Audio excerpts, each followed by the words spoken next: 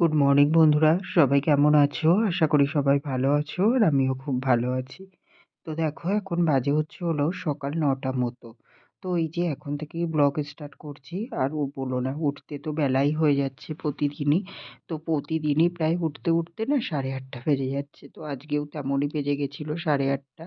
তো উঠে ফ্রেশ হয়ে রেডি হয়ে দোকানে চলে গেছিলাম। দোকানে গিয়ে প্রতিদিনের মতো দোকানের সব কাজ কমপ্লিট করে চা বিস্কুট খেয়ে চলে এসেছি রান্না করতে। তো রান্না করতে এসে অনেকটা রান্না হয়েও গেছে। এই যে যেমন ভাত হয়ে গেছে, ভাতটা উপর দিয়ে দিয়েছি। আর তারপরে তোমার ওইদিকে ছোলার ডাল সিদ্ধ করে নিয়েছি। ছোলার ডাল করব যেহেতু তার জন্যে।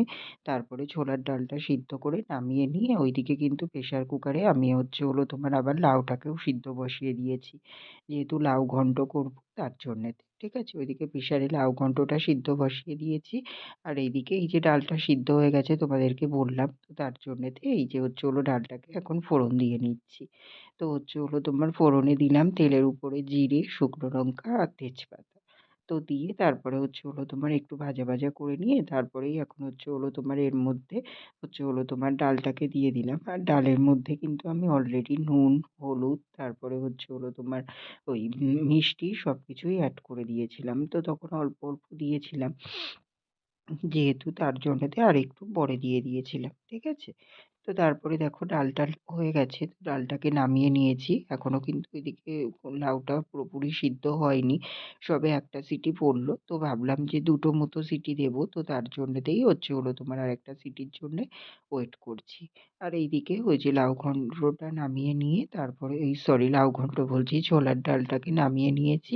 নামিয়ে নিয়ে তারপরে কড়াইটাকে ধুয়ে নিয়ে আবারও বসিয়ে দিলাম। তেল গরম হচ্ছে আর এইদিকে তোমার আমি যেহেতু ছোলার ডালের সাথে খাওয়ার জন্যে বেগুন ভাজা হবে, তো তার জন্যে এই যে এখানে দিদি বেগুনগুলো কেটে দিয়েছিল। তো সেই বেগুনগুলোকেই আমি এখন নুন হলুদ মাখিয়ে নিচ্ছি।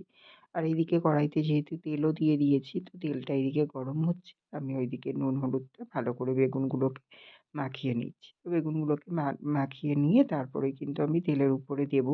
তো দেখো এখন বেগুনগুলো কিন্তু আমার মাখানো পুরোপুরি কমপ্লিট হয়ে গেছে। আমি এই যে হাতটা ধুয়ে নিলাম। তো ধুয়ে নিয়ে তারপরে তোমার তেলটাকে একটু মানে কড়াইতে ভালো করে নাড়া হয়নি। তো তার জন্যেতেই হাতটা ধুতে হলো। না হলে কিন্তু আমি ওই তেলের উপরেই একেবারে বেগুনটাকে দিয়ে দিতে পারতাম। তো দেখো যাই হোক হাতটা ধুয়ে নিলাম। নিয়ে তারপরে এই যে এখন তেলের উপরে বেগুনগুলোকে দিয়ে দিচ্ছি। তো সবকটা বেগুন একেবারেই দিয়ে দেবো। যেহেতু তেলটা একটু বেশি করেই নিয়েছি কড়াইতে, তার জন্যে এখন তোমার বেগুনগুলো আমার সবকটাই ধরে গেছে একই তেলের উপরে। ঠিক আছে? তো দেখো আমি বেগুনগুলোকে অলরেডি তেলের উপরে সবকটাকেই দিয়ে দিয়েছি। তো চলো এখন বেগুনগুলো এদিকে ভাজা হতে থাকুক। আর ওইদিকে এখনো তো সিটি পড়েনি। আরেকটা সিটি পড়বে। পড়লে কিন্তু আমি ওইদিকে লাউটাকেও নামিয়ে নেব। ঠিক আছে? তারপরে লাউ ঘন্টটা করে নেব। তো এইদিকে বেগুন ভাজাগুলো হতে থাক। তো তারপরে দেখো বেগুন ভাজাটা হয়ে গেছিল, নামিয়ে নিয়েছি। আর ওইদিকে লাউটাও পুরোপুরি সিদ্ধ হয়ে গেছিল। তো তারপরে এই যে জিরে, শুকনো লঙ্কা, তেজপাতা ফোড়নে দিয়ে এই যে লাউ ঘন্টটাকেও কমপ্লিট করে নিয়েছি। নুন, হলুদ, মিষ্টি সবকিছু দিয়েছি। আর তারপরে করেছি এই যে সোয়াবিন আলুর তরকারি। এটা তোমাদের সঙ্গে শেয়ার করা হয়নি। তো পুরোপুরি কমপ্লিট হয়ে গেছে। তারপরেই মনে পড়ল। তো তার জন্যে একটু ফাইনাল লুকটা দেখিয়ে দিলাম। তো তারপরে দেখো এই যে দাদা একটা ভিডিও পাঠিয়েছিল পুনেতে। এই যে পুনের তোমার রাস্তাঘাট কেমন কি দেখানোর জন্য আমাকে পাঠিয়েছিল।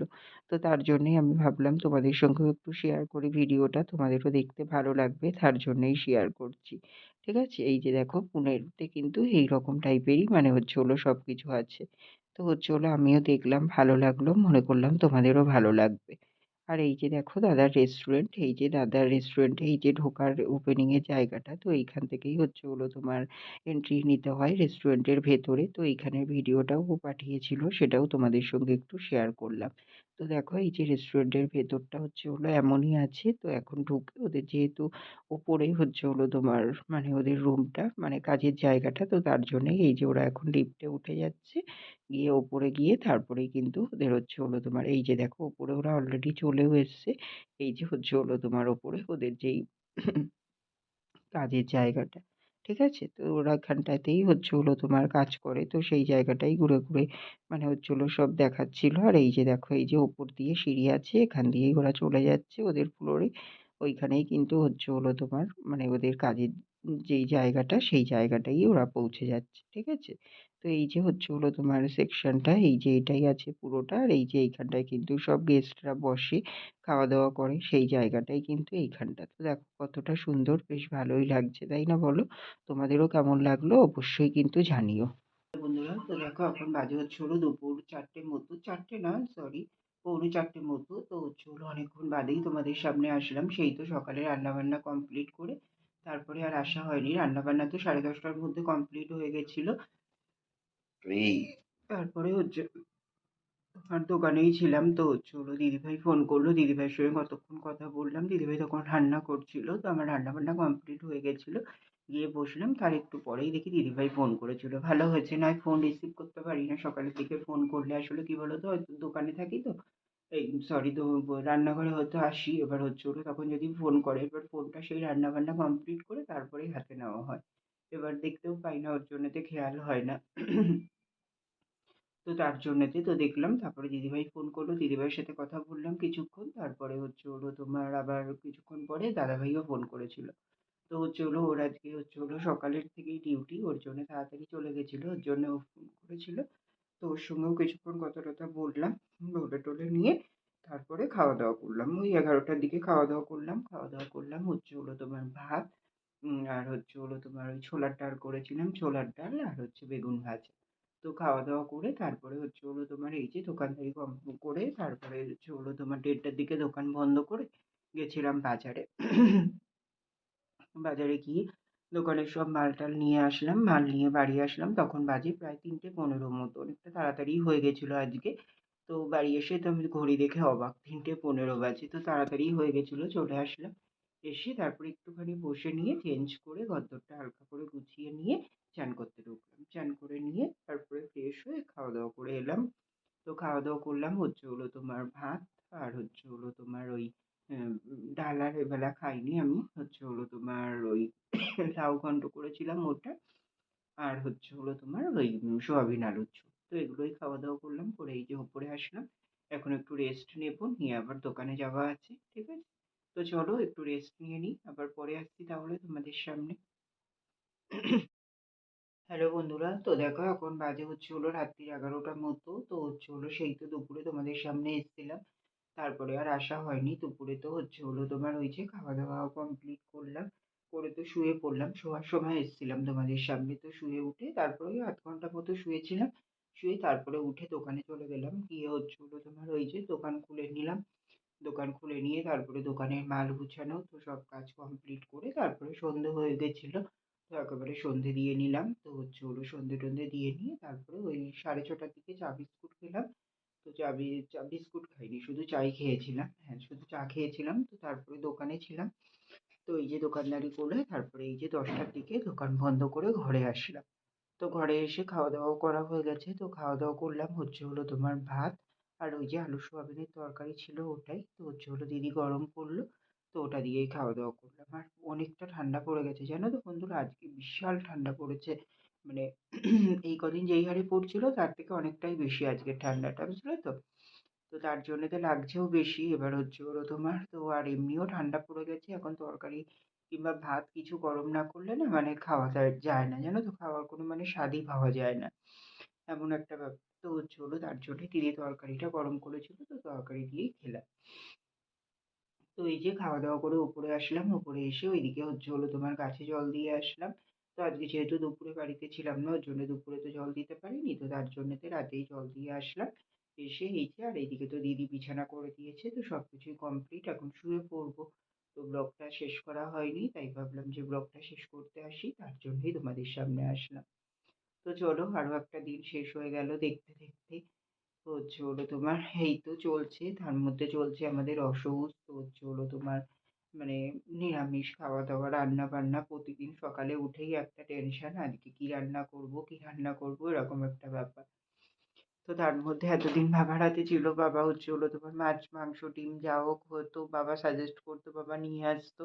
এখন যেহেতু নিরামিষ, ওর জন্য বাবার তো বাজার থেকে কিছু কেনার নেই। ওর জন্য বাবা আর তো ওর মাথা লাগায়ও না। শুধু সবজি কটা এনে দিচ্ছে। এবার মানে যা রান্না করব তাই খাবে, এরকম একটা ব্যাপার।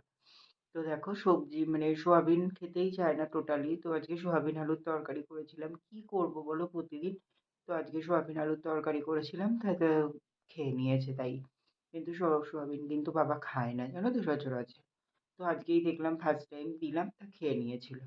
তো বাবাও বুঝতে পারছে যে কি বা রান্না করবে। কিছুই তো মানে সেইভাবে রান্না এই তো অপশনের মধ্যে পনির আর হচ্ছে হলো তোমার সোয়াবিন আর হচ্ছে তোমার পনির, সোয়াবিন আর কি আর হচ্ছে হলো তোমার ওই কালকে যেমন ডালের বড়া করে আলু দিয়ে ঝোল করলাম। তো এইগুলোই, এছাড়া আর কি করব বলো?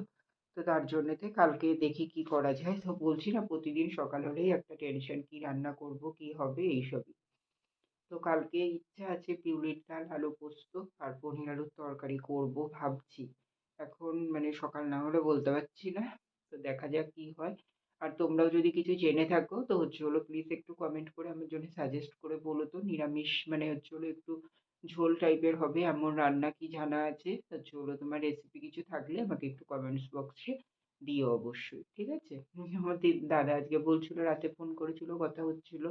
তো কি খাওয়া মানে রান্না বান্না করেছি জিজ্ঞেস করছিল, তাই বলছিল যে এই একই রান্না, এই তো এই কটার মধ্যেই সব রান্না বান্না করতে হবে বলে, তাই ও বলছিল, বলছে যে ওই পনিরের কথা বলছিল যে বাটার পনির করার কথা। তো আমি বলছি হ্যাঁ সবই তো জানি কিন্তু ওই করাটাই হচ্ছে ম্যাটার। তারপরে হচ্ছে হলো তোমার মানে করলে তো খেতে সবই ভালো লাগে, তাই না বলো? এবার সবথেকে বড় কথা কি বলো তো? মনে হচ্ছে টাইমটাই ম্যাটার করে। এবার সকালবেলা না অত মানে এদিক ওদিক করে অত গুছিয়ে রান্না করা আমার দ্বারা একদম পসিবল হয় না। তো যত তাড়াতাড়ি পারি তত তাড়াতাড়ি আমি রান্নাঘর থেকে বেরোতে পারলে বাঁচি, এমন একটা ব্যাপার। তো বুঝতেই পারো মানে হচ্ছে হলো রান্নাঘরে থাকাকালীন কতটা মানে ব্যস্ততার মধ্যে থাকে, তার মধ্যে দোকান চালানো। তো দোকানে যদি যাই এদিকে মানে সবজিপাতি পুড়ে যাওয়ার সম্ভাবনা থাকে, রান্নাবান্নাগুলো এইসব নানান রকম ইয়ের মধ্যে না হয়ে ওঠে না। তার মধ্যে দেখো এখন এই যে ডাল রান্না করতে গেলে মটর ডাল, ছোলার ডাল এগুলো সবই সিদ্ধ করতে হচ্ছে। এই যে কালকে বলছি বিউলির ডালটা করবো। তো বিউলির ডালটা করতে গেলেও আমাকে কিন্তু সেই প্রেসারে সিটি মারতে হবে। তো এইসব নানান রকম ঝামেলার মধ্যে না আর মানে আলাদা করে ইচ্ছাও হয় না তেমন কিছু। তো তাও তো করেই যাচ্ছি বলো। এই যে কালকে যেমন বড়াটা করলাম, ওই যে বড়া করে ঝোল করলাম ডালের। তো সেই ডালটাকে ভিজানো, ডালটাকে মিক্সিতে পেস্ট করা, তারপরে সেটা মেখে বড়া করা, তারপরে ঝোল করা। তো খেলে তখন মনে হয় যেন মানে ভালো লাগছে, হয়ে গেল এমন একটা ব্যাপার। কিন্তু তার আগের খাটনিটা বলো তো কতটা? এটাই হচ্ছে কথা। টাইম যদি থাকতো কোনো অসুবিধা নেই। করলাম আস্তে ধীরে করে, ওটা কোনো ম্যাটার না। কিন্তু টাইমটাই যে শর্ট সেটাও তো বুঝতে হবে, তাই না বলো? এদিকে যে বাড়ি থাকলে এই যে দুপুরবেলাটায় যে একটু টাইম নিয়ে করবো লাস্টের দিকে, তো আমরা খাই একটু বেলা করেই, 2:30-3টের দিকে, অতটা অসুবিধা নেই। কিন্তু দুপুরে করতে পারি, বাট দুপুরে আবার বেরোনো থাকে, তো মাল আনা থাকে দোকানে। তো তাহলে দুপুরের ভরসাও বা আমি কি করে বসে থাকবো বলো? এইদিকে আবার সকালটানে রান্না করতে হয়, যেহেতু আমরা সকালে খাওয়া দাওয়া করি ভাতই। আমরা তো আলাদা ব্রেকফাস্টের ব্যবস্থায় কিছু রাখি না। আর যদিও রাখতাম সেটাও তো করতেই হতো, তাই না বলো? তো এই হচ্ছে ব্যাপার। ঠিক আছে? তো চলো বন্ধুরা, অনেকটা বকবক করে ফেললাম। তো চলো ব্লগটা এখানেই শেষ করে দিচ্ছি। তোমরা সবাই খুব ভালো থেকো, সুস্থ থেকো। আর আমার ভিডিওটি যদি ভালো লেগে থাকে অবশ্যই লাইক, কমেন্ট অ্যান্ড শেয়ার করে দিও। সাবস্ক্রাইব করতে ভুলো না কিন্তু। তো চলো বন্ধুরা, টাটা, গুড নাইট।